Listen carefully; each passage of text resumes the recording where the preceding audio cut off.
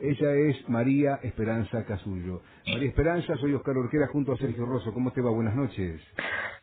¿Qué tal? Buenas noches. Gracias por atendernos, Hola, muy amable. bienvenida. Muy amable, ¿te digo María Esperanza o te digo María?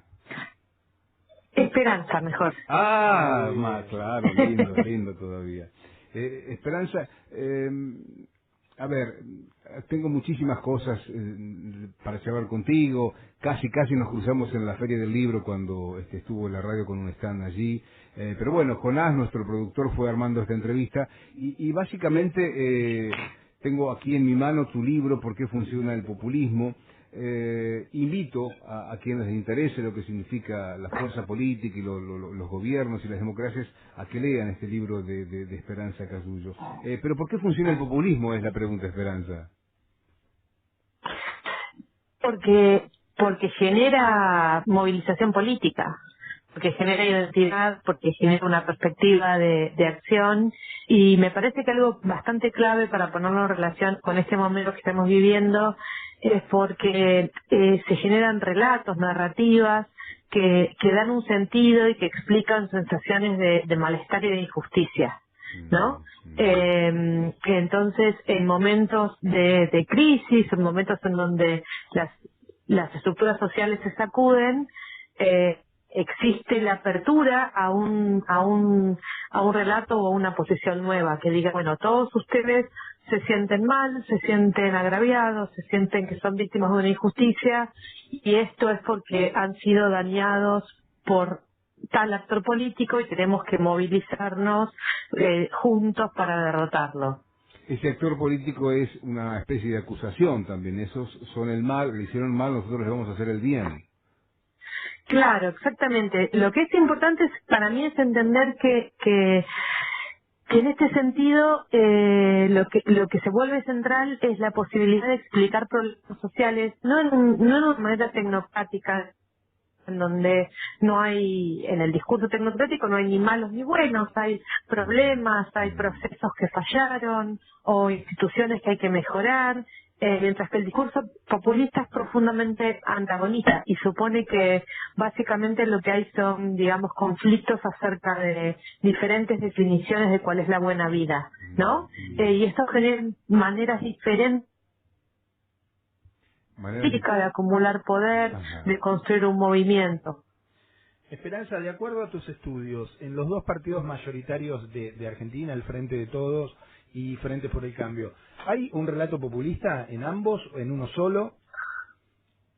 Bueno, esa es una pregunta muy interesante y yo tengo una respuesta que es bastante propia, no digo particular, pero yo creo que en Argentina, desde los propios inicios de la nación argentina, y mucho más desde el 83, desde la democracia, pero uno podría pensarlo en realidad por lo menos desde 1916, los dos grandes partidos no son un populismo y un no populismo, sino que hay más bien una puja por el propio significado de populismo, ¿no? Es un populismo de un cierto tipo de un lado y otro protopopulismo de otro cierto tipo en el otro.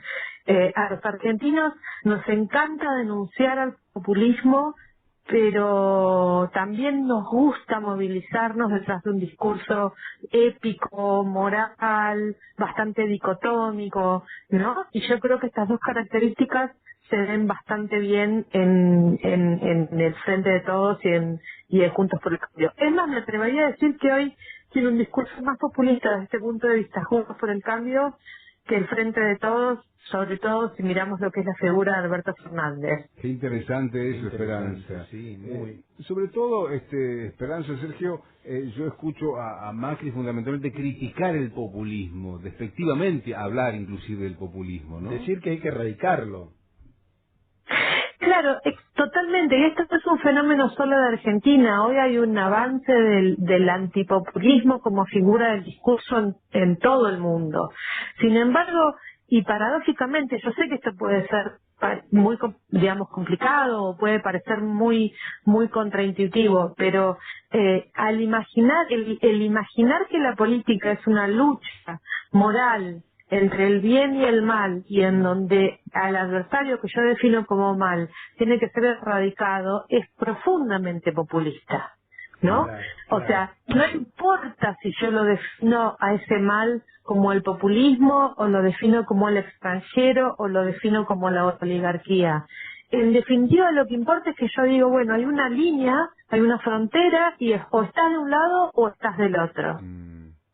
Sí, sí, y en el medio la gente, ¿no?, que sufre, que padece y que no tiene. Yo te pido 30 segundos de Esperanza. Estamos hablando con María Esperanza Casullo. Yo tengo en mi mano su libro ¿Por qué funciona el populismo?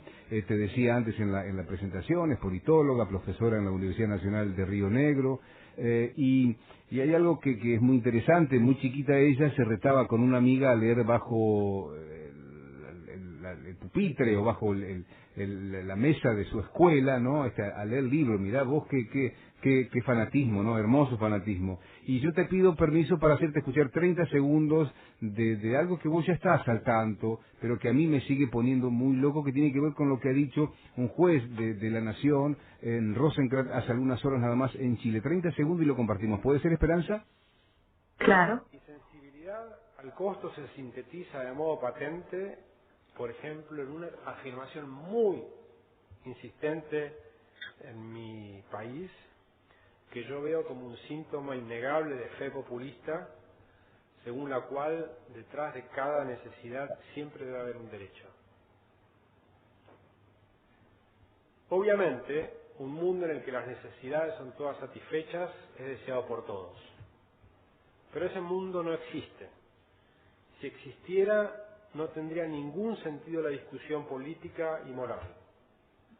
Discutimos política y moralmente justamente porque nos encontramos, como decía Rawls, en situación de escasez.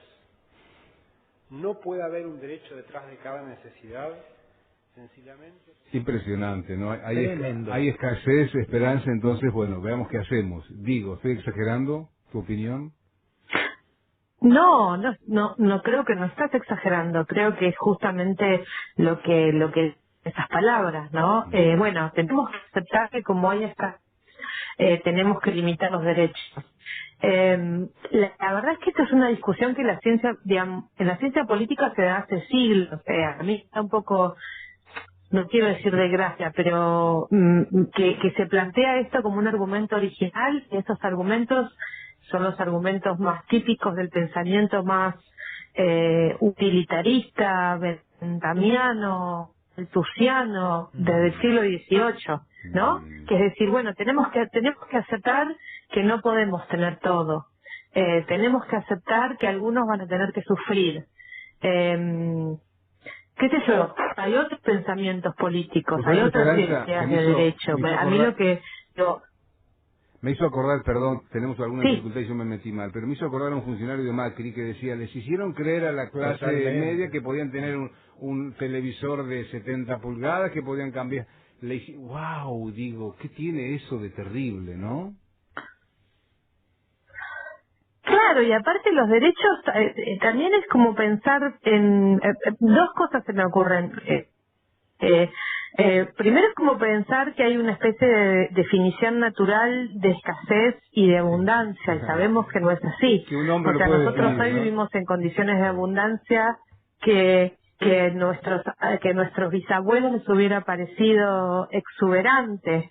Y segundo que, bueno, aún si nosotros decidiéramos que los derechos no pueden ser múltiples y no pueden ser infinitos, ¿quién decide cuáles son las necesidades que se van a priorizar y cuáles no? Porque no es... acá hay como una especie de petición de principio de decir, bueno, es evidente cuáles son las necesidades que no se tienen que priorizar, y no es evidente. Me parece que lo que sería interesante sería que el doctor Rosenkrantz nos diga con mucha claridad, yo pienso que esto no hay que hacerlo, pienso que no hay que tener salud, o no hay que tener educación pública, o no hay que priorizar el acceso a la vivienda, y ahí vamos a empezar a comprender mejor a quién quién piensa que tiene que ser ganador y quién piensa que tiene que ser perdedor. Y aparte, digamos, un humano me dice a mí que es evidente, que no es evidente, un ser humano me dice a mí, con un pasar económico importante, que es una afirmación insistente en la Argentina esto de tener derechos y obligaciones, me parece terrible. Pero quiero agradecer que nos ayudes, Esperanza, a hablar de esto, y lo último que te quiero preguntar, si me permitís, ¿cómo estás viendo a este gobierno hoy de Alberto Fernández, con una oposición que ya está pensando desde hace casi 8 o 9 meses en el 2023? Bueno, yo creo que el gobierno tiene que tomar verdaderamente la escala de la situación y darse cuenta de lo que yo acabo de decir, que en Argentina hay que tener un poquito de populismo. Aunque digan que no, aunque digan que la sociedad no le gusta, la verdad es que la sociedad argentina es una sociedad que tiene ciertas características emotivas, pasionales, que necesita sentirse convocada a un proyecto transformador. Y me parece que eso es lo que hace falta en este momento, sin necesidad de negar las dificultades o de mentir o de querer inventar cosas que no son, pero sí hacer lo mismo que hace el adversario, que es decir, bueno, esta es un poco mi línea y de un lado estamos nosotros y del otro lado están aquellos otros, y me parece que estas son las transformaciones que nosotros buscamos impulsar. Esperanza, gracias por tu tiempo, muchísimas gracias por la charla con nosotros, ojalá que no sea la última. Sugerimos el libro de ella, de María Esperanza Casullo, ¿Por qué funciona el populismo? Te mandamos un abrazo, otra vez gracias y hasta cada momento. Gracias, un abrazo para ustedes y gracias por leer mi libro. Al contrario, gracias, muchísimas gracias, Esperanza. Hasta luego. 21:40.